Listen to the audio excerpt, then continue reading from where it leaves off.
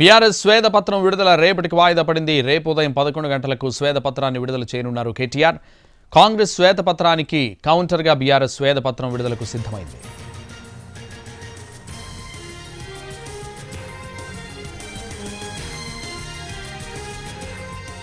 సభలో అధికార పక్షం ఇచ్చిన శ్వేతపత్రానికి ధీటుగా 10 ఏళ్ల తెలంగాణ ప్రగతి ప్రస్థానం దేశ చరిత్రలోనే ఒక సువర్ణ అధ్యాయమంటూ గణాంకాలతో సహా బీఆర్ఎస్ శ్వేతపత్రాన్ని రిలీజ్ చేయబోతోంది.